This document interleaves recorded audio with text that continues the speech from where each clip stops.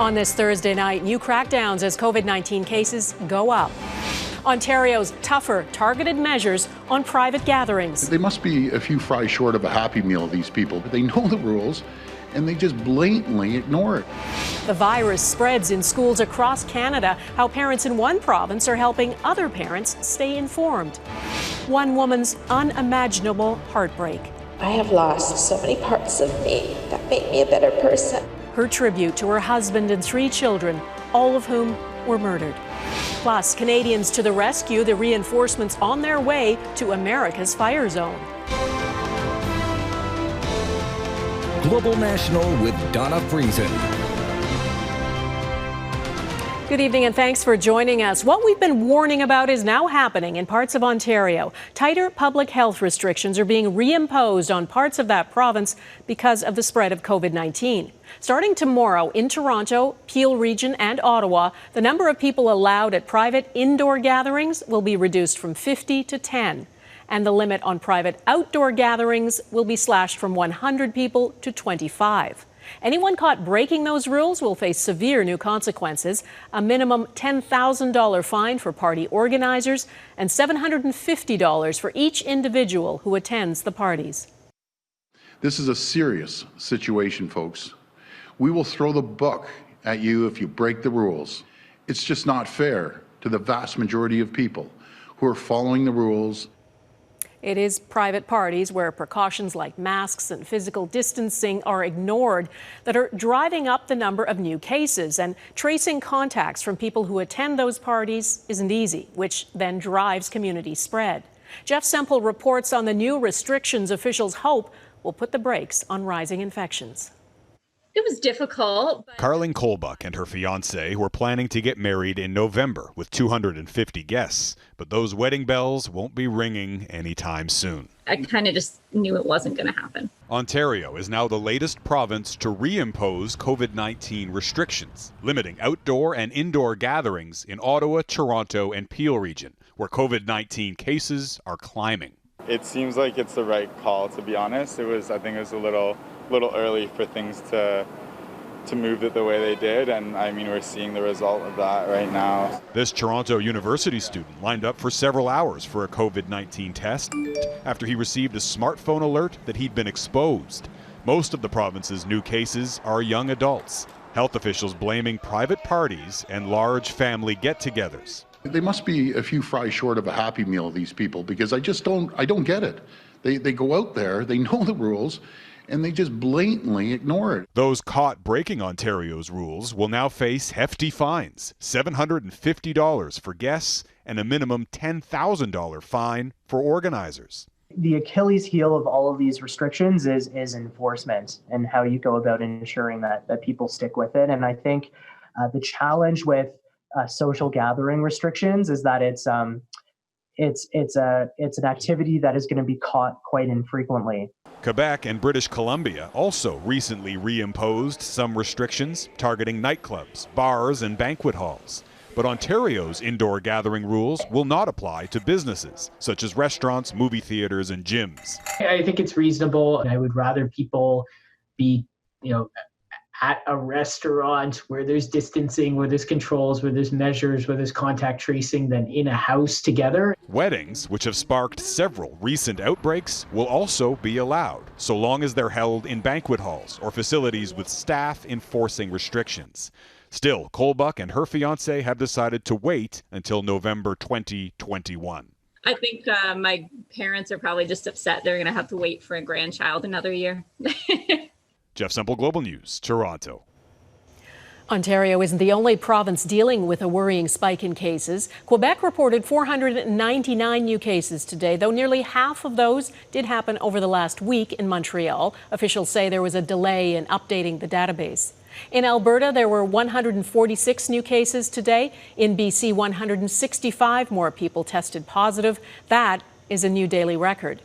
There are positive cases in schools, including post-secondary institutions in cities across the country. In Ontario, at least 51 schools are now reporting COVID-19 cases in students or staff, and one high school has been closed. Fellows High School in Pembroke, northwest of Ottawa, shut down after 3 staff members tested positive. The third case was detected Wednesday and is linked to 2 previously announced infections. Their goal by closing the school is a proactive precautionary measure, and testing all staff is to really strategically locate, isolate any confirmed cases, any links between those cases, in order to then contact trace more strategically and really return the students to the school setting that we all want for our school communities. Access to information is not consistent, but here is what we do know about the impact the virus is having on schools. BC, Alberta, and Saskatchewan are all reporting cases in schools. In Manitoba, 7 infections are linked to 1 school in Winnipeg and are the first cases in Manitoba transmitted within a school. In Quebec, a private Jewish school has shifted to online classes for the next 2 weeks because of an outbreak there. Parents are watching closely what's happening in schools. One Montreal father is working to calm the anxiety by crowdsourcing COVID-19 data. We'll look at how he's keeping kids and parents informed a little later in the newscast. Well, it can be difficult to keep up with everything you need to know, and those looking for answers often spend hours waiting in long lines to get tested for COVID-19. Policies seem to keep evolving too, and that includes on Parliament Hill, where questions are being raised around who is responsible for enforcement and whether staff and MPs are safe. Here's Abigail Bimman. The leader of the official opposition says his family was part of these hours-long Ottawa lines for COVID-19 tests Tuesday, eventually turned away. The O'Tooles were tested Wednesday in Gatineau via a new service for MPs and families through the House of Commons. It's one example of an ever-evolving COVID-19 policy. Global News has learned a new directive will be issued before the House resumes Wednesday. It will address masks, among other things. But there are no protocols in place in terms of enforcement. The Parliamentary Protective Service tells Global News it's not responsible for policing COVID measures.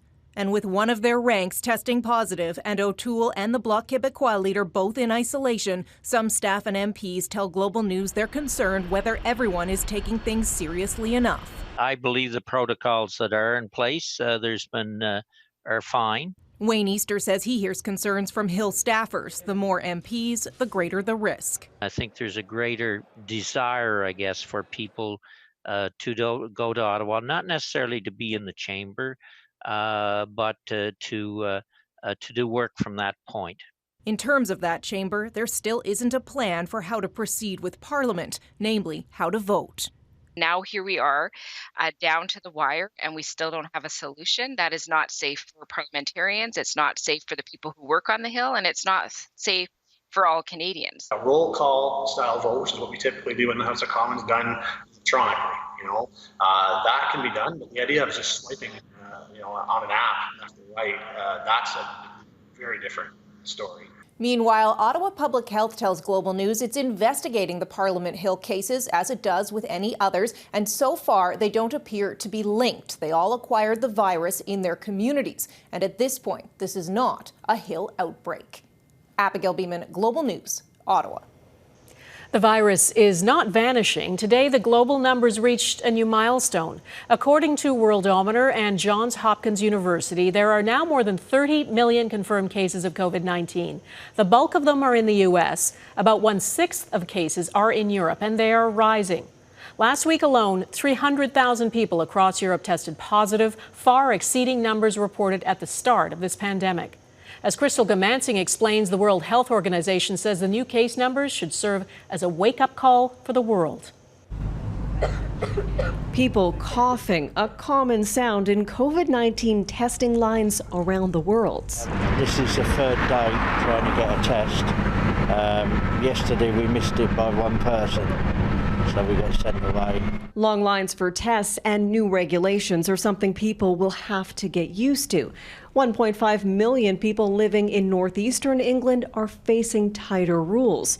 In Newcastle, for example, meeting people outside of your household bubble in private settings is banned. Pubs and restaurants must close at 10, but then can offer takeout service. Rising infections across Europe are fueling concerns. With 11,291 cases, new targeted restrictions are expected in some areas of Spain Friday. France set a new 3-month record high with 10,593 cases. The UK is lower with just over 3,000. It's careless and reckless to underestimate this virus, and we do it at our own expense. The obvious impact are deaths from the populations that are oldest and with pre-existing conditions. But again, we're learning more and more. Young people can have long-term implications for their own well-being and health. The younger demographic needs to be drawn into the public health conversation as they're seen as the greatest spreaders of the virus. But experts say skeptics must also be reached. It's not the time to shame people because they don't wear masks. We need to persuade them that this is what you're doing to help the older generation, or help your health system, help all your society, go through this. Pandemic fatigue may have set in long ago, but we've seen how quickly this virus can spread. Crystal Goomansingh, Global News, London. The U.S. still has the most cases of COVID-19 and the most deaths of any country in the world. And it has a president who lied to the American people about the severity of the situation, even though he knew the facts. And now President Trump is misleading the public about a vaccine. He's claiming a vaccine could be ready within 3 to 4 weeks, tying it to his re-election efforts. And he's pressuring top government doctors and scientists to support his unrealistic timeline. Jackson Proskow reports. A vaccine may be a way out of the pandemic. Proving it's safe and getting it to every American will be a monumental task. If you're asking me when is it going to be generally available to the American public, I think we're probably looking at late second quarter, third quarter, 2021. That dose of reality hasn't sat well with President Donald Trump. It's just incorrect information.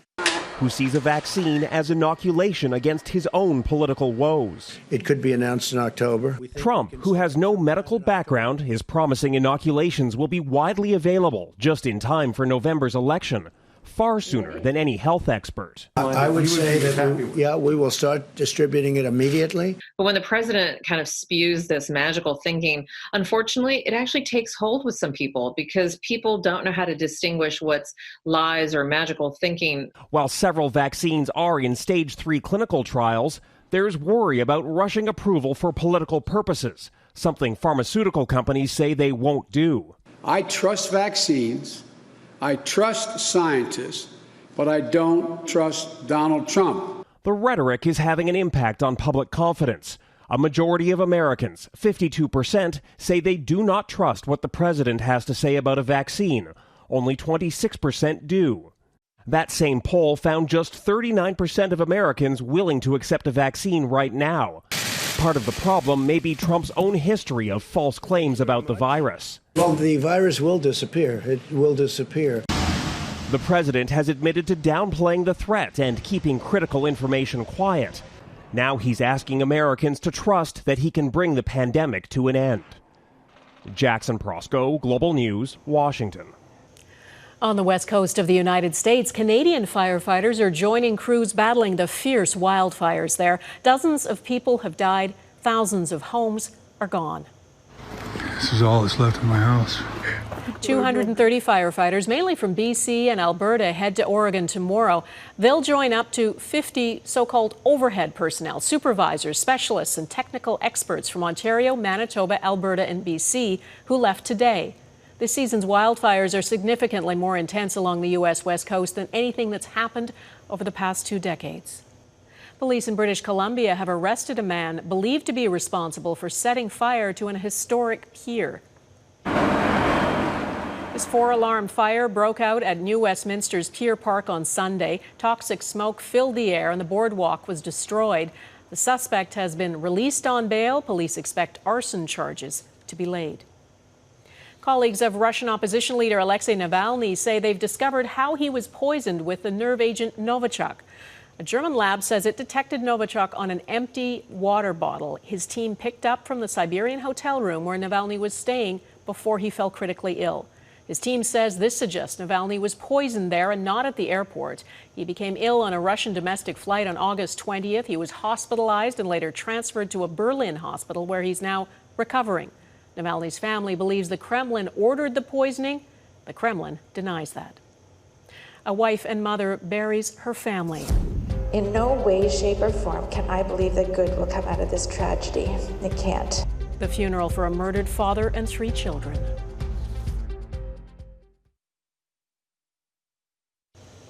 Many families have had to find ways to say goodbye to loved ones in this pandemic, but few funerals are as heartbreaking as one that took place today in Oshawa, Ontario. 4 members of one family, a father and 3 children, were laid to rest. And the mother from that family, the sole survivor of the shooting rampage that killed them, gave the eulogy. Loretta Traynor, still recovering from gunshot wounds herself, arrived in a wheelchair. She spoke alongside her only surviving son, Sam. He wasn't home when the gunman opened fire inside their house on September 4th. They were the best of me, but with Sam beside me and all of you supporting me, I have hope that those parts of Chris, Bradley, Adelaide, and Joey, those parts that make up the best parts of me, can find their way back in. Police identified the gunman as 48-year-old Mitchell Lapa, the brother of Loretta. He killed 4 members of the family before killing himself.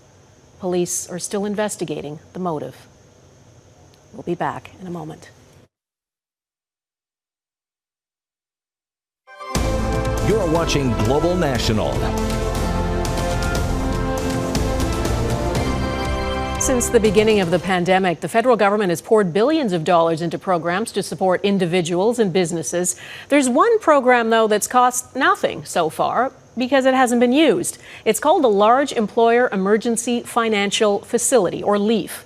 Mike Couture explains why it's failed to take off.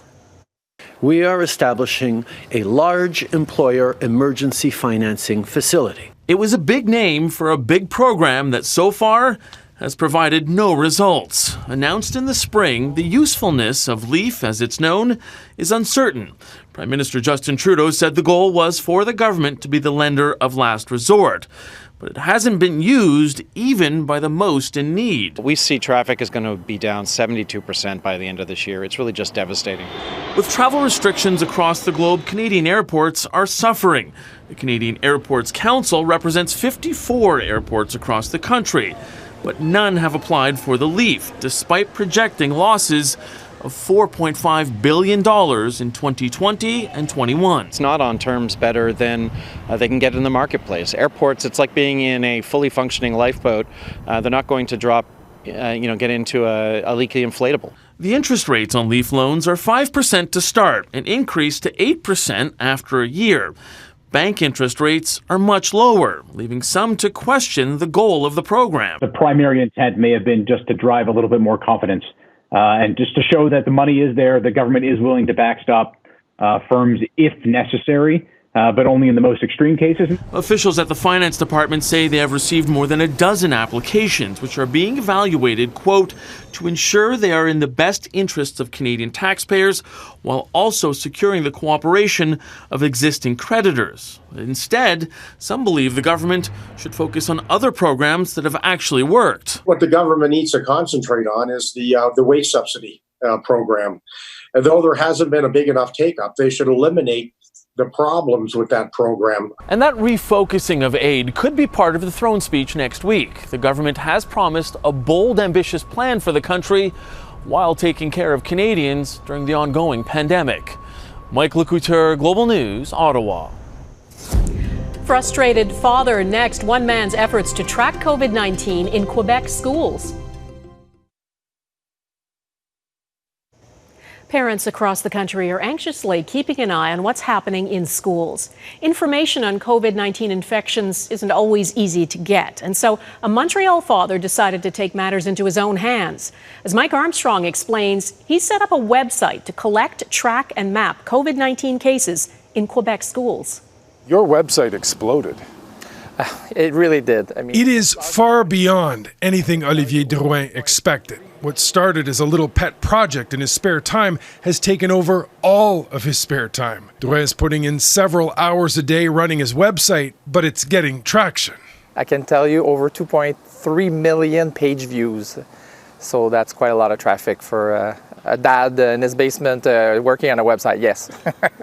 Drouin's site tracks Quebec schools that have had at least one case of COVID-19. As of Thursday, his list was at 297. That's about one school in 10. The information he uses is public. When a school has a case, it has to send out a letter notifying parents. Well, through Drouin's site, parents notify him. You vet the submissions that come to your site to make sure they're real. Yes, so what I do is when the submission comes in, I contact individuals that submitted the case, and then I ask them for a copy of the letter from the government or public health that confirms the positive case.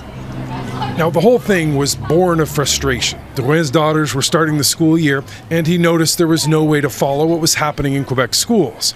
Well, Drouin's list basically forced the Quebec government to make its own, and that effort has come under a lot of criticism. There are about 60 schools on Drouin's list that aren't on the government's. It's had trouble keeping up. I don't know if you've made any friends in the government at this point. I don't know if I've made any friends. I'm hoping that as a concerned citizen, I've made many friends outside of government. Drouin says he's been blown away by the reaction, and it's spreading. There's an advocacy group in Alberta tracking cases in schools there, and another in Toronto tracking cases nationally. Drouin's hoping provincial governments find a way to give parents as much information as possible. Not just the number of schools, but how many cases and the root cause of the transmission. He'll keep up the pressure in the meantime, but hopes to shut his site down as soon as possible. Working and raising 2 daughters is plenty. Mike Armstrong, Global News, Montreal. That's the easy part. And that is Global National for this Thursday. I'm Donna Friesen. Tonight's Your Canada is a beautiful sunny day in Whitehorse. It's still summer, right? For another couple of days. We'd love to see Your Canada. Please email it to viewers@globalnational.com. Thanks for watching, and I hope to see you here again tomorrow. Take care of yourselves. Bye-bye.